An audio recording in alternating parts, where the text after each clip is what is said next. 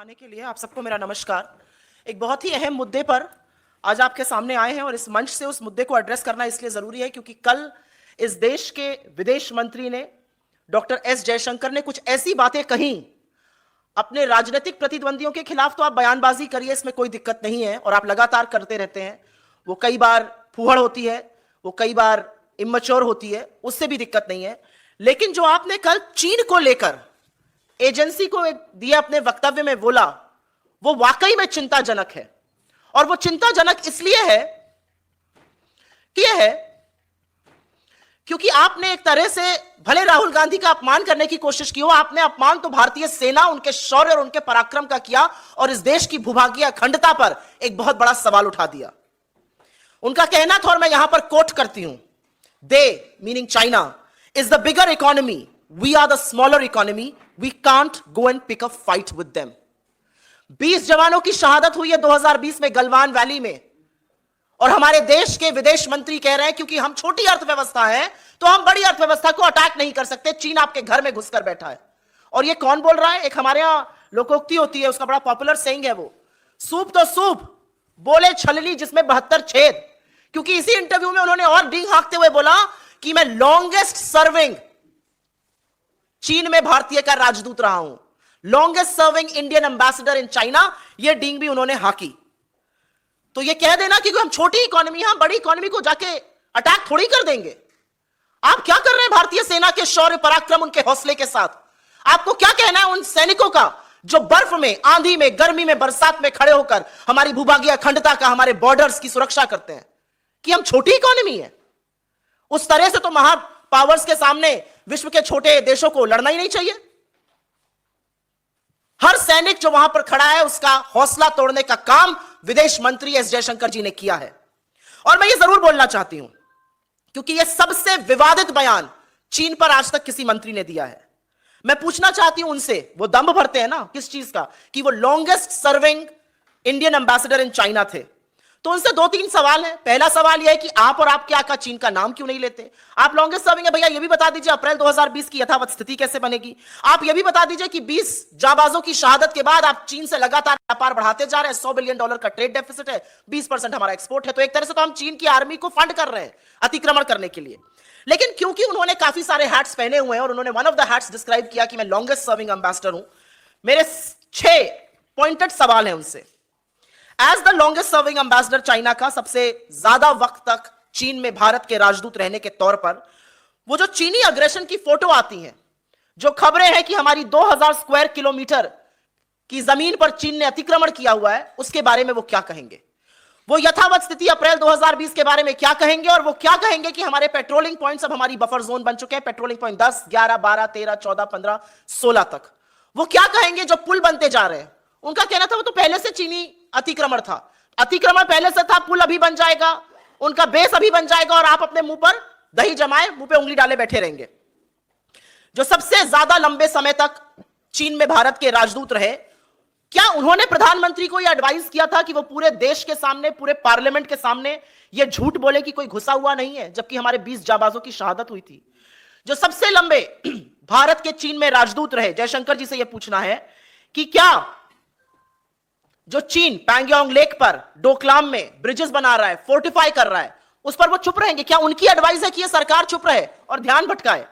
जो longest serving ambassador India के चीन में रहे, उनसे यह पूछना है, चीन एक रेलवे लाइन बना रहा है, इससे क्या हमारी भूभागीय अखंडता पर खतरा नहीं है? क्या डीबीओ पर जो जंक्शन चीन के अतिक्रमण पे उससे खतरा नहीं है? और एक बात जरूर पूछनी है लॉन्गेस्ट सर्विंग इंडियन एम्बेसडर चीन से कि आप ही के फॉरेन सेक्रेटरी चिंता जता रहे थे अनमैनेजेबल $100 बिलियन के ट्रेड डेफिसिट पर, उनसे भी कुछ कह दीजिए। इंटरव्यू देना और वहां पर डींगे हाँकना बड़ी बात है, 1 घंटा 41 मिनट का आपने राष्ट्र के नाम संदेश दिया, लेकिन इन सवालों का भी जवाब दे दीजिए क्योंकि आप दंभ भरते हैं कि आप चीन में भारत के सबसे लंबे समय तक बने रहे राजदूत हैं। और एक चीज, ना मैं ये मजाक से कह रही हूं, ना मैं हल्केपन में कह रही हूं, एक स्टॉकहोम सिंड्रोम होता है। आपको अपने ही जिसने आपके साथ गलत बर्ताव किया उसी से प्यार हो जाता है। स्टॉकहोम सिंड्रोम होता है, स्पेशली किडनैपिंग में इसका बड़ा यूज होता है।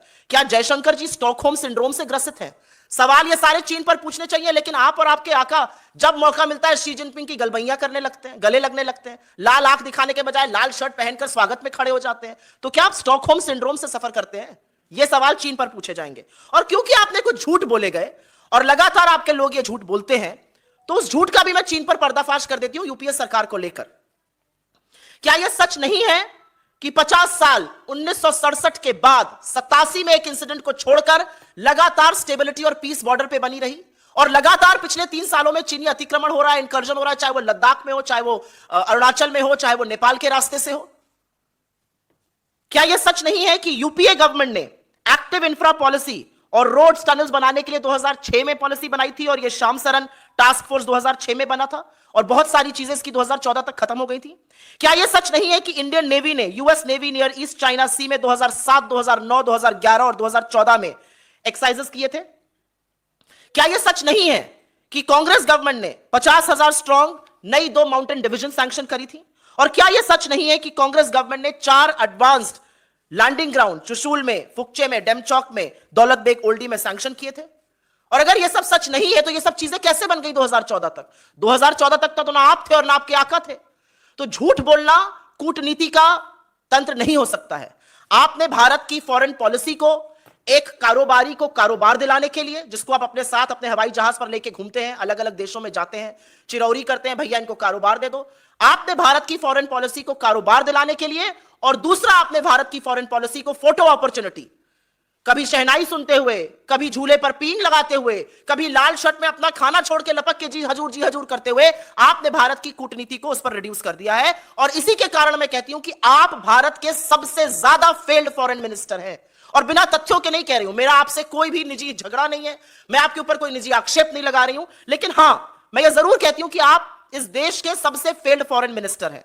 2.5 साल हो गए बाइडेन एडमिनिस्ट्रेशन को, अपना आधा एडमिनिस्ट्रेशन पूरा हो चुका है, इंडिया में यूएस का एम्बेसडर नहीं है। यह आपकी फॉरेन पॉलिसी है। ट्रोइका बना था अफगानिस्तान के इशू पे, रशिया चाहता था हम उस ट्रोइका में रहें, पाकिस्तान ने मना कर दिया, चीन ने उसकी सहमति करी, हम ट्रोइका में नहीं आ पाए। यह आपकी फॉरेन पॉलिसी है।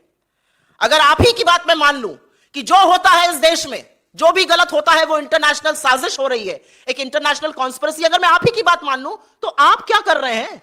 अगर इतनी इंटरनेशनल कॉन्स्पिरेसी इस देश में हुई जा रही है तो प्रभु एज फॉरेन मिनिस्टर आप क्या कर रहे हैं? आपका डिपार्टमेंट क्या कर रहा है? कौन सी नैरेटिव सेटिंग आप करने की कोशिश कर रहे हैं? पॉलिटिकल वॉर्स की आप बात कर रहे हैं ना, कौन सा नैरेटिव सेट कर रहे हैं?